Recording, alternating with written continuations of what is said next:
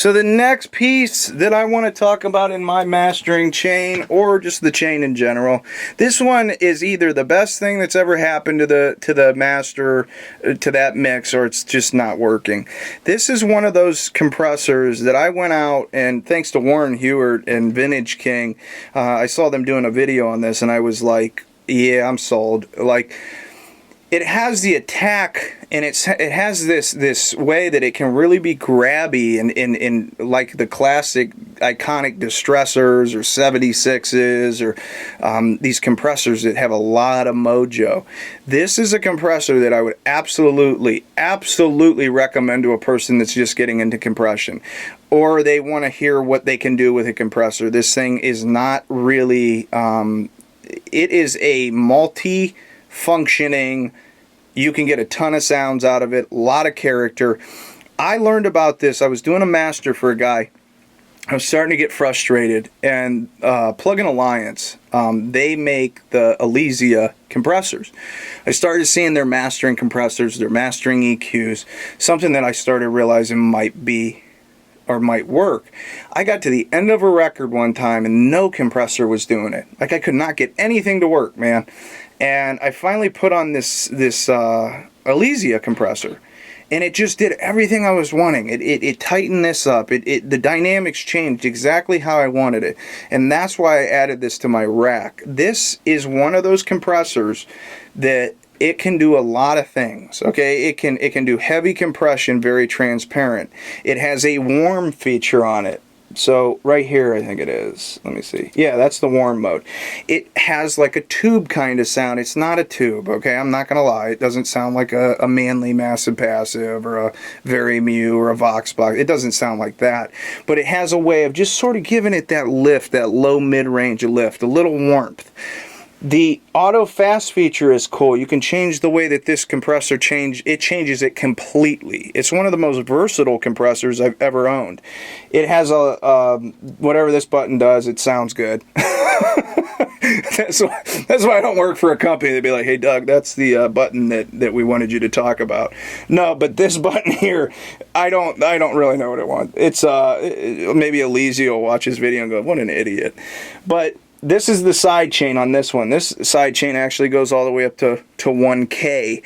Having a side chain built in on a compressor like this in a 500 series is really cool. But really, you see on a lot of videos, they say, what's so unique about this, which it is pretty unique, you could get the perfect compression. Like, you love the sound of the compression. This knob allows you to change how much you're compressing, which is very unique for a compressor. There's no compressor. Most of the time, this is how you change it with your threshold.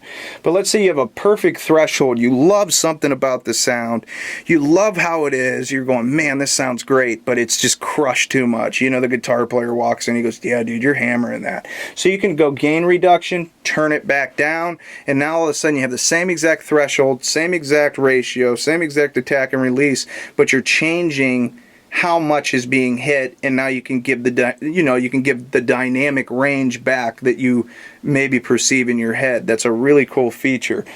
The attack and release, I had to get used to this. This is, when you change attack and release, you hear it. I mean, this is not a master bus processor. This is like, you hear it instantly. It is really versatile though.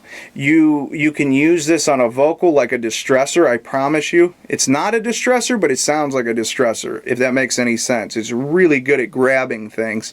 It's really, really good at that. It's a great tracking compressor.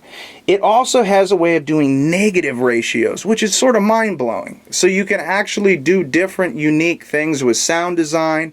You can find unique sounds. It's a very versatile thing. When I say versatile, I mean it, dude. Like, you can do a lot of stuff with this thing.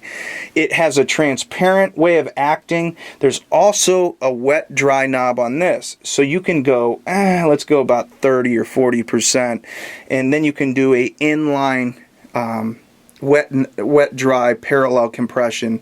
Really cool for drum buses. This is a stereo compressor.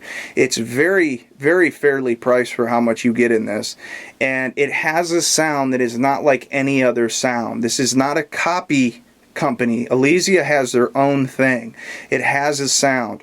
The sound is transparent yet powerful. You can do a lot. You can change somebody's total dynamic. The other sound I like about it is it's punchy. It has this punch that it can bring to a record, and it has its own unique punch. It's not SSL punch. It's not API punch. It's like, that's the punch I was looking for. Like I said at the beginning of this, that compressor like saved a whole record for somebody I was working with. So that is the Xpressor 500 series. Super affordable, super awesome for tracking, mixing, and even mastering. And I've used it in mastering, I would say, about 3 times now.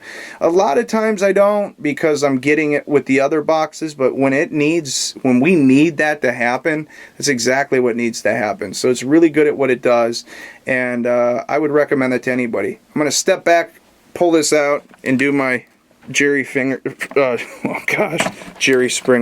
final conclusion here.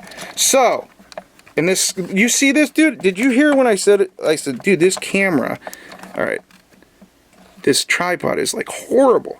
So the Xpressor, I would say, and this is, gosh, I hate that. All right, sorry guys, I'm getting a little frustrated. But the Xpressor is like a good mix between the distressor. It's not a 76, it's not a 2A, it doesn't like drive, it doesn't have that, but it has a way where you can really crush stuff. It has a harmonic. Let me turn this off, you can see that in the video. But it has a harmonic that is fun to hear. You like when you really jam it though. The only thing I would say is, if it will take and it will pull the snot out of that. That's why that gain reduction thing's on there, I think, because you might have this super awesome sound or this awesome crush. Really cool for crushing a drum bus, because you can do like a hammer on it and then do the wet dry knob and bring the life back to the drum kit, and it just has this definition and this energy that you couldn't have got elsewhere. I would say I find myself using it a lot when somebody sends me a stem mix. So they'll send me the vocal stem. Awesome on vocals. Teams up well with the next piece that I'm going to talk to you about. It just has a sound in the mix. Awesome on bass. It sounded really good. It's really good at crushing the bass and putting it in place, but not being overly done. The EQ they had, I actually ended up getting rid of it, and it's just one of those things. Not because it was bad, it just wasn't fitting in what I do for a living, like the mastering side. But dude, that EQ is awesome. It had a harmonic thing to it where it would change. There's another one that I used to own from Electra. It was called the Electra, I think. Something parallel EQ or something like that. But it was the same kind of concept. You could like really do some awesome dialing in with that EQ. So don't ever think just because it's not in this rack that it's not, beneficial to your project. The Elysia stuff just has a sound, and sometimes it's the absolute perfect sound. And if that might be your sound. Some people might be watching and say, dude, I got a whole rack full of it. Some producers swear by the Elysia sound. They love the sound of that company and what they do. So there you go. I'm going to keep rolling. We're going to do the whole rack, and we're going to dump them all on YouTube. So that's the Elysia. That's another compressor that I have at this time in my mastering studio. So here we go. We're going to the next one, which is, let's keep it in the EQ section. One of my favorites, the Moog.